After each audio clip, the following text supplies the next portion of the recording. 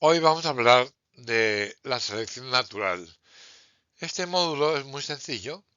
Trata de explicar todas las vertientes que tienen que ver con el concepto de selección natural.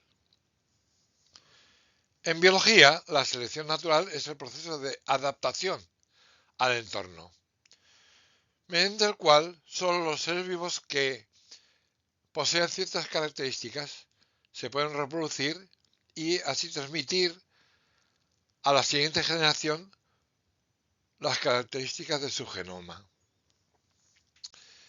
Se trata de un mecanismo clave en el proceso evolutivo, que garantiza que los progenitores hereden, pasen a sus descendientes características físicas, fisiológicas, conductuales, reproductivas o de cualquier otra índole, siempre y cuando vayan a favor de la supervivencia de la especie.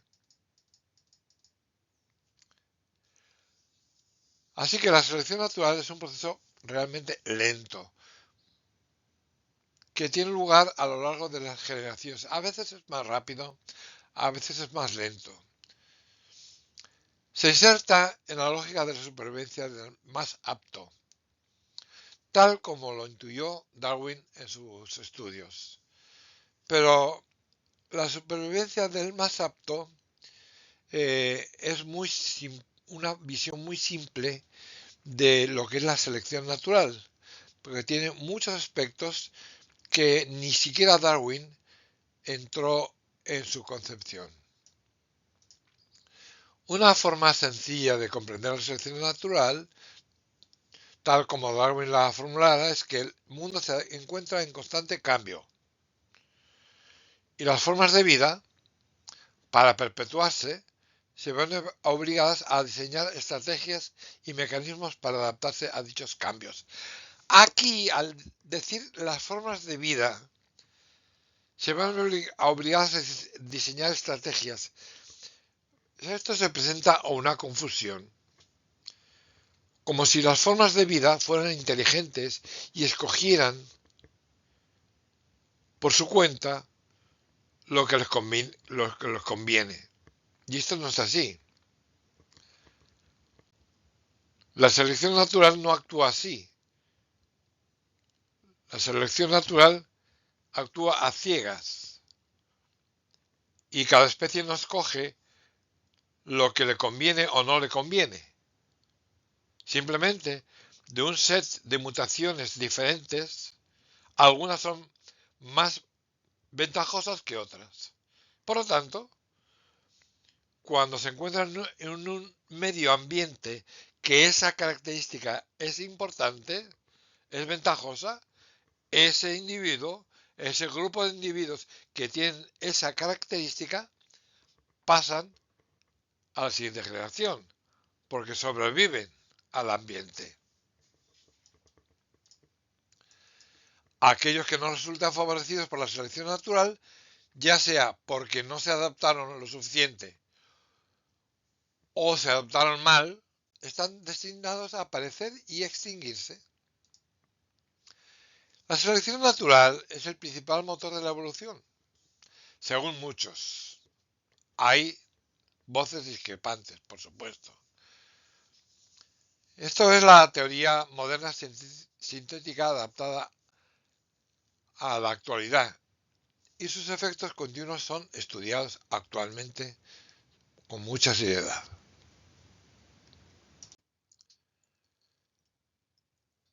Claro, la selección natural, como hemos dicho, es cualquier diferencia establecida en la aptitud entre diferentes fenotipos o genotipos. Se ha observado en infinidad de veces y es importante reconocer que depende mucho del ambiente. O sea, las dos poblaciones idénticas en dos entornos diferentes van a persistir las mutaciones que se adaptan mejor a cada uno de esos entornos.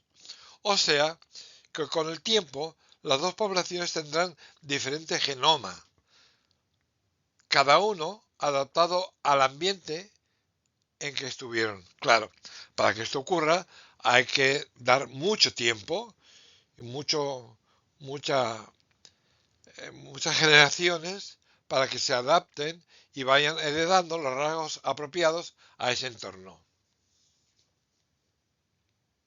O sea, que si vamos a ver, la selección natural protege los genes más adecuados para la supervivencia de la vida en un entorno especial.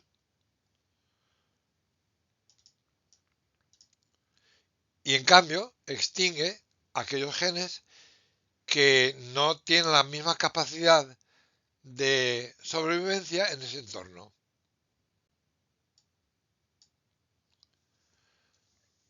De esta manera, o sea, el entorno puede estar compuesto por depredadores, por clima, más frío, más caliente, más seco, más árido, o nieve, etcétera.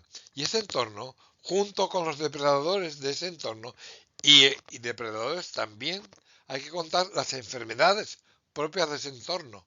O sea, el entorno lo forma todo lo que no es el, el ser vivo. Enfermedades, clima, comida, medio ambiente, temperatura, por supuesto,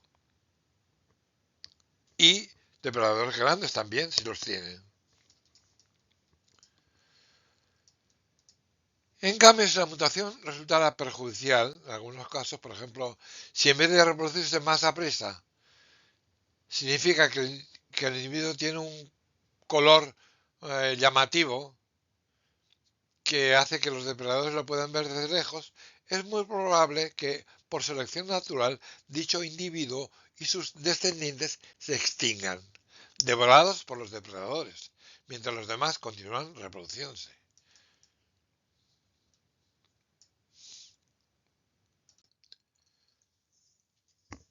¿Y cómo podemos definir aptitud?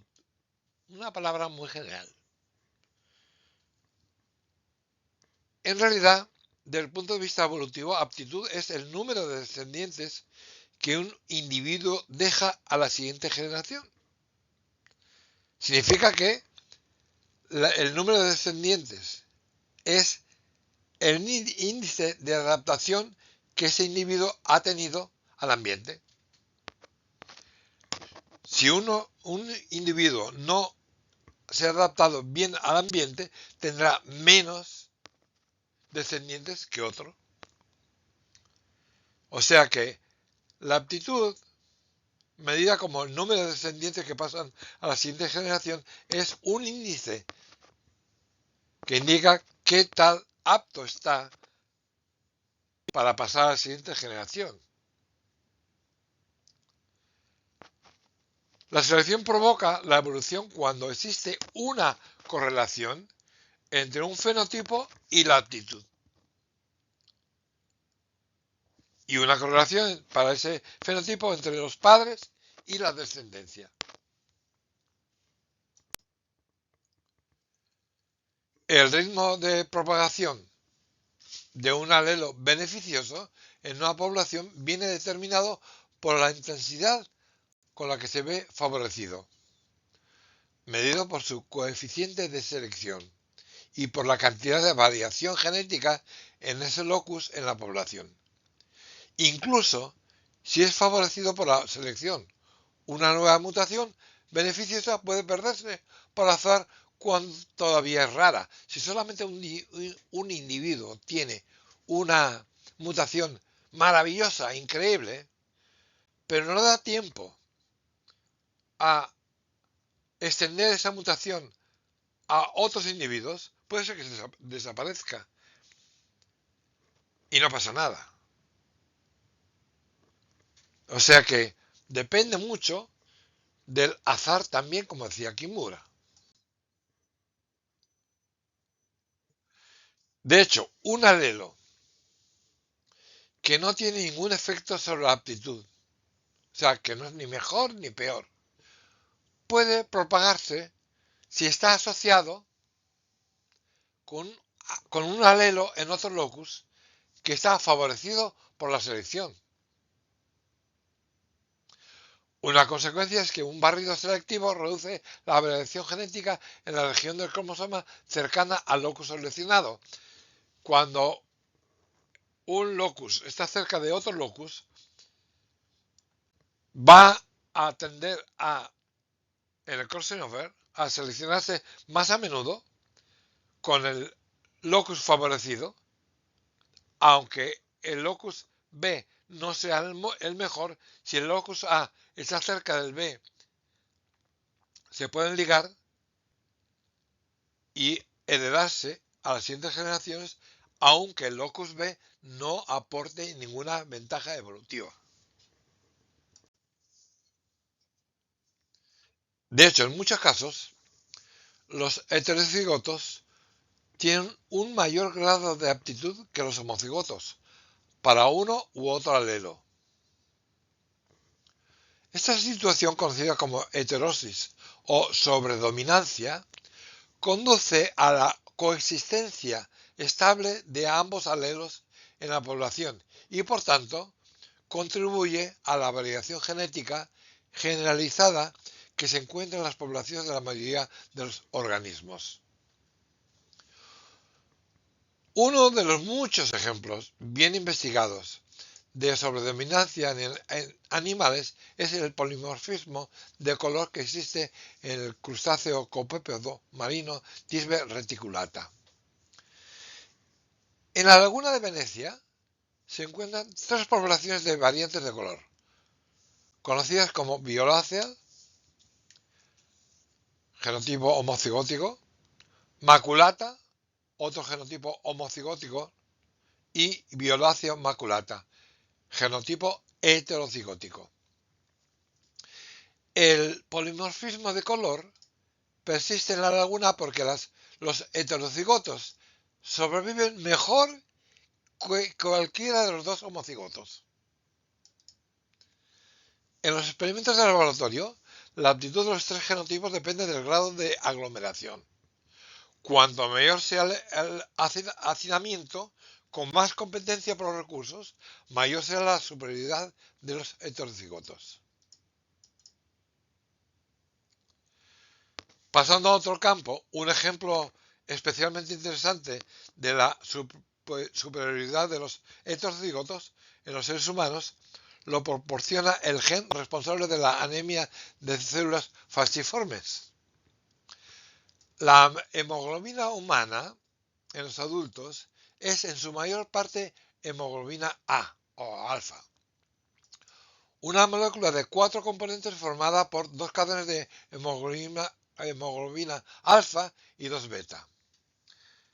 El gen H mayúscula BA codifica la cadena de hemoglobina beta normal, que consta de 146 aminoácidos.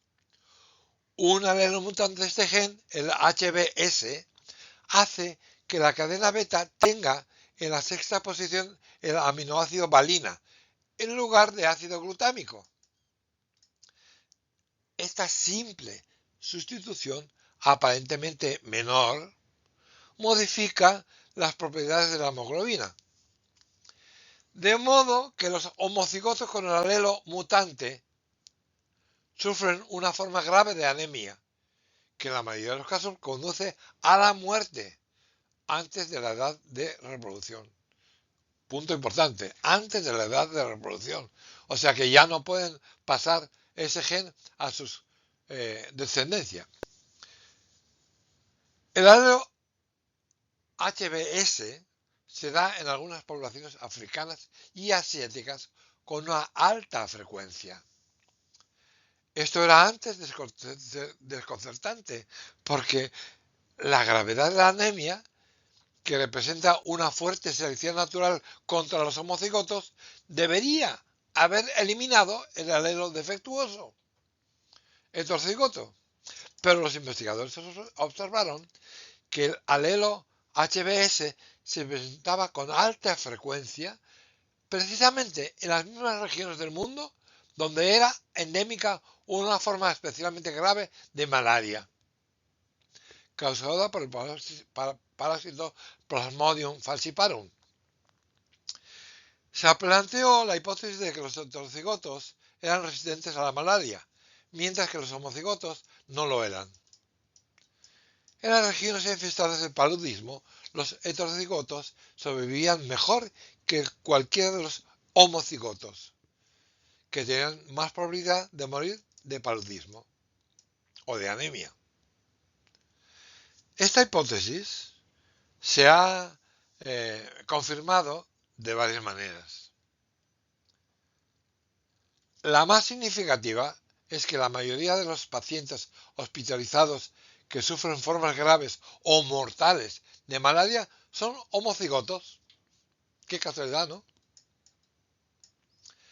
En un estudio de 100 niños que murieron de malaria, solo se encontró que uno era heterocigoto, mientras que se esperaba que 22 lo fueran, según la frecuencia del alelo en la población.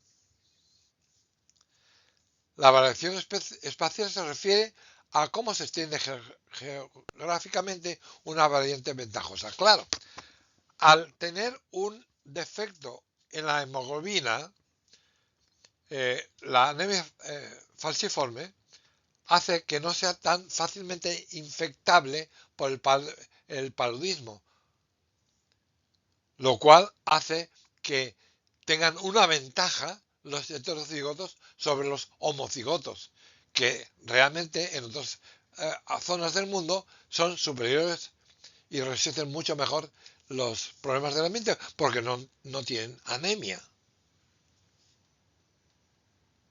Esto es un caso típico, muy citado, de una ventaja del heterocigoto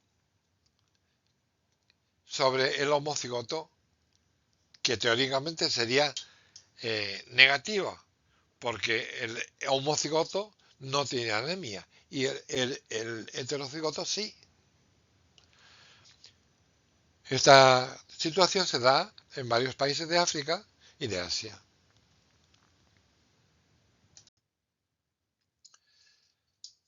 Así que la selección depende de la frecuencia positiva. Se produce cuando la aptitud aumenta con la frecuencia de los genotipos o fenotipos en una población. A diferencia de la selección equilibrada, esta situación elimina la variación. El alelo que se fija depende de la frecuencia alérica inicial. Con la subdominancia, los heterocigotos tienen una aptitud menor que los homocigotos. Como dice la diapositiva, la infradominancia no preserva la variación genética. O sea, tiende a desaparecer. Y uno de los alelos se perderá o se extenderá hasta la fijación, dependiendo de su frecuencia inicial. Un alelo que es subdominante puede extenderse cuando es raro, solo si algún factor evolutivo distinto de la selección está en funcionamiento. O sea que depende mucho del azar y de la colocación del locus en el cromosoma, de la distancia. Y aquí está el modelo de Wright y Fisher.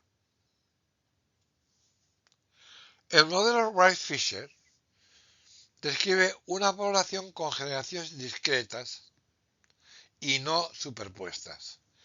En cada generación, toda la población es sustituida por la descendencia de la generación anterior. Digamos, un campo de trigo. Llega, se madura, echa las espigas y se muere la planta. Ya, todos los granos son de la siguiente generación. Los padres se eligen mediante un muestreo aleatorio con reemplazo. Con reemplazo, si recuerdan la bioestadística, significa que cuando una población es demasiado pequeña, no se puede sacar una muestra y seguir muestreando, porque la siguiente muestra tendrá menos frecuencia de los individuos que se sacaron en la primera muestra. Por lo tanto, hay que reemplazar los individuos que sirvieron de muestra en la primera prueba hay que reemplazarlos de nuevo para que la frecuencia, la proporción siga siendo la misma.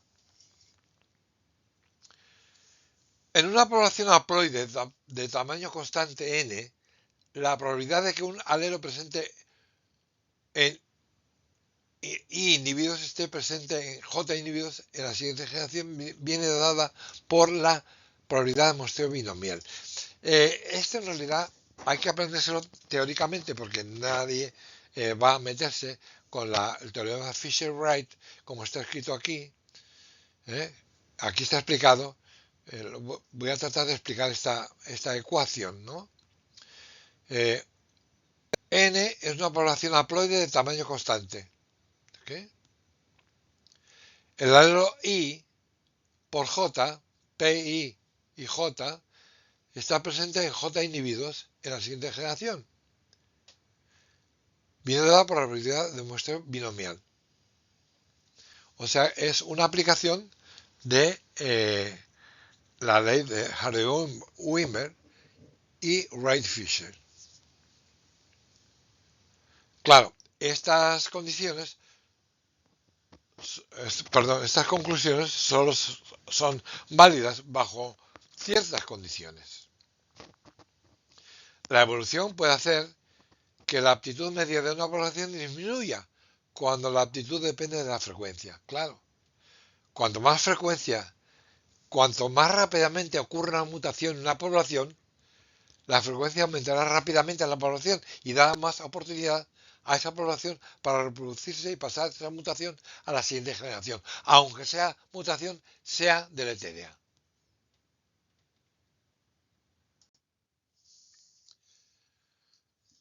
Dado que muchas características son genéticamente variables en las poblaciones naturales, pueden evolucionar rápidamente si cambian las presiones de selección. Esto es especialmente cierto porque los humanos alteramos drásticamente los entornos y las especies tienen que ir a nuevos entornos, tienen que huir de donde están los humanos. Eso pasa continuamente en la selva amazónica. ¿Y esto qué hace? Eso que hace que poblaciones estables en un entorno, al verse rápidamente trasladadas a otro entorno diferente, tienen que seguir una rápida evolución adaptativa. A menudo en mucho menos de 100 años. Estos son los problemas que muchas veces no se entienden los humanos. Las investigaciones recientes sugieren que el envejecimiento no depende exclusivamente de las variantes genéticas asumidas por las teorías evolutivas establecidas según el envejecimiento, ¿no? En cambio, el envejecimiento puede ser el resultado de mutaciones deletéreas con efectos negativos que se amplifican con la edad. O sea, vamos a ponerlo de otra manera. Imagínense que un individuo no tiene ninguna mutación cuando produce proteínas y siempre las proteínas que produce son exactamente idénticas a las que debe producir, a las que le llegan del núcleo, del RNA. Pues ese individuo no envejece porque no tiene cambios que produzcan envejecimiento en sus células. O sea, sus células siempre reciben una proteína exactamente igual a la que consumieron. Por lo tanto, se mantiene idénticamente como el primer día. Jóvenes forever. ¿Okay? O sea, que la teoría de la senescencia, envejecimiento,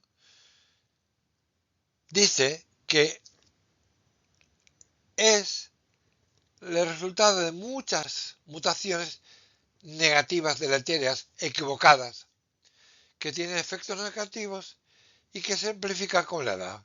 Cuanto más repeticiones tenga, más rápidamente se van mutando y cambiando y cambiando y cambiando, y por eso envejecemos.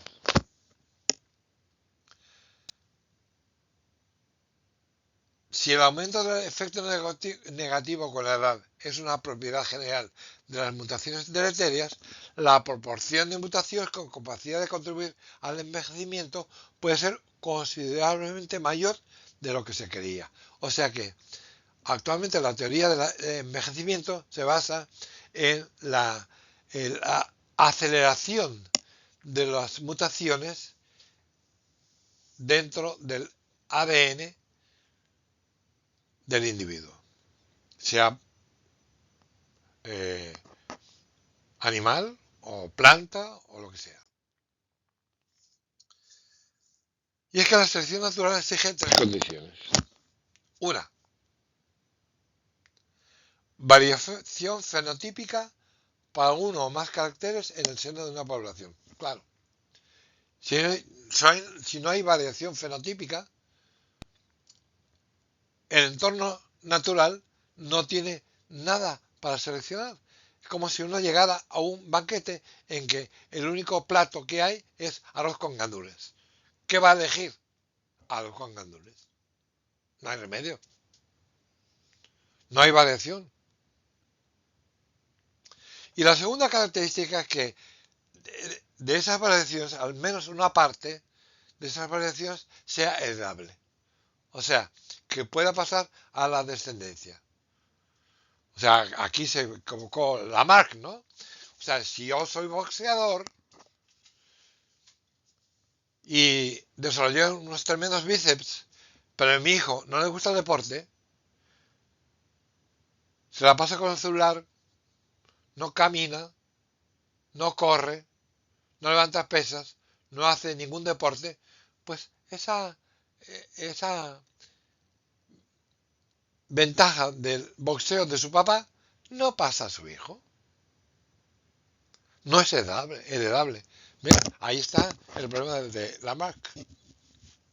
Y tercero, que haya diferencias en la capacidad de dejar descendencia, en función de la variante que presenten los distintos individuos. Claro, si hay una mutación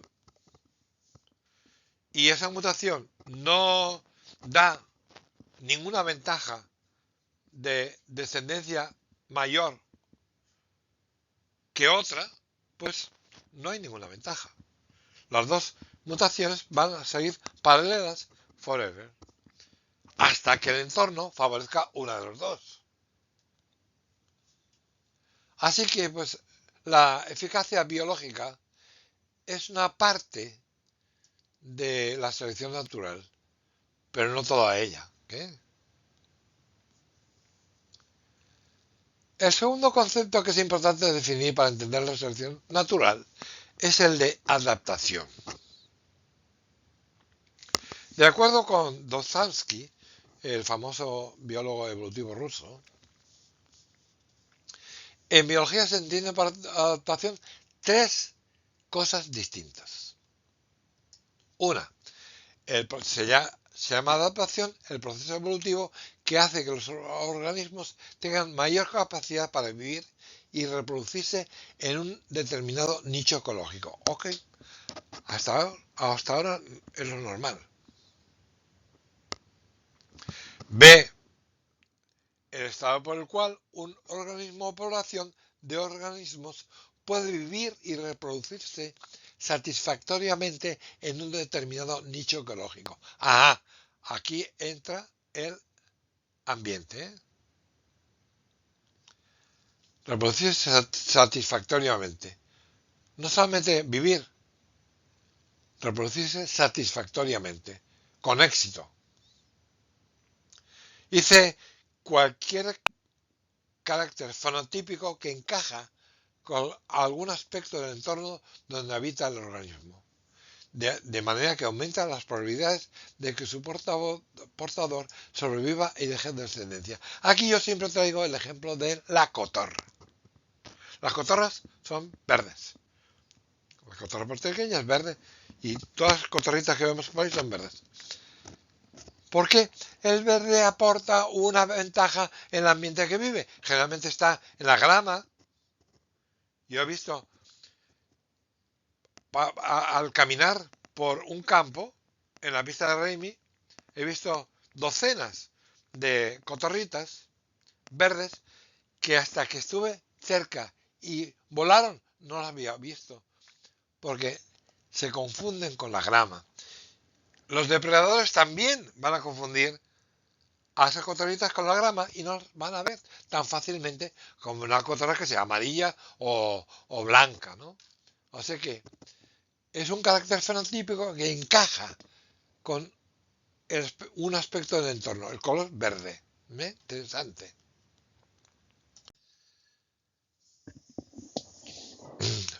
Así que de esta manera queda explicado la importancia que tiene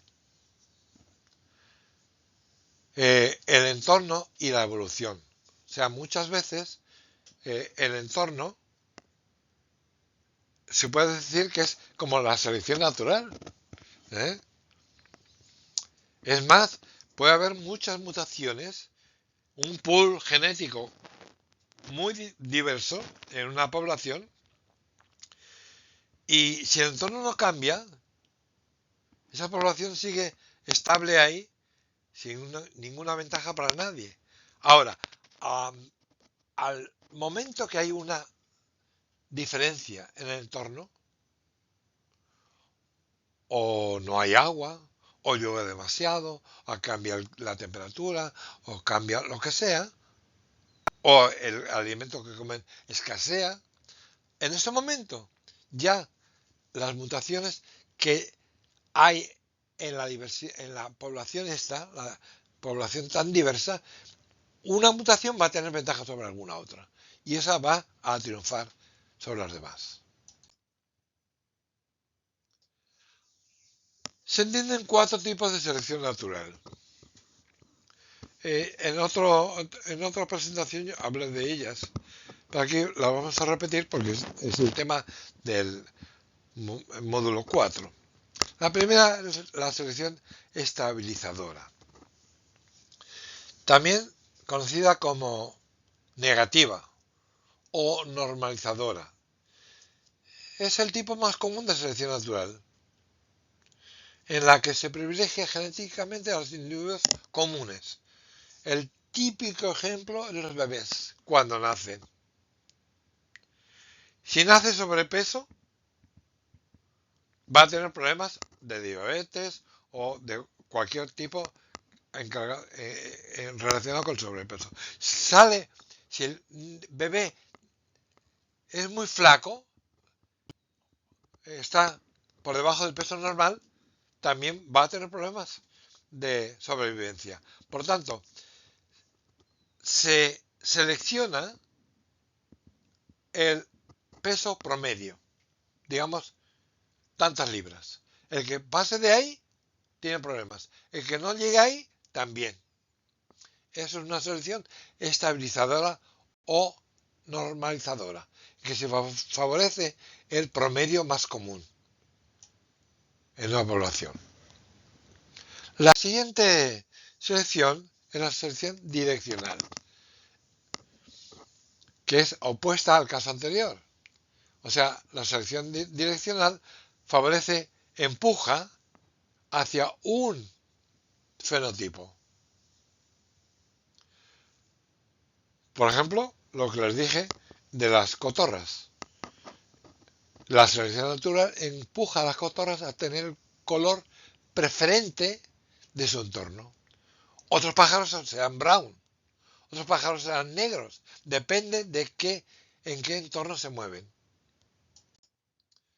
Luego está la selección disruptiva, que a diferencia de las dos anteriores, se favorece a los individuos de la especie que se alejen del promedio.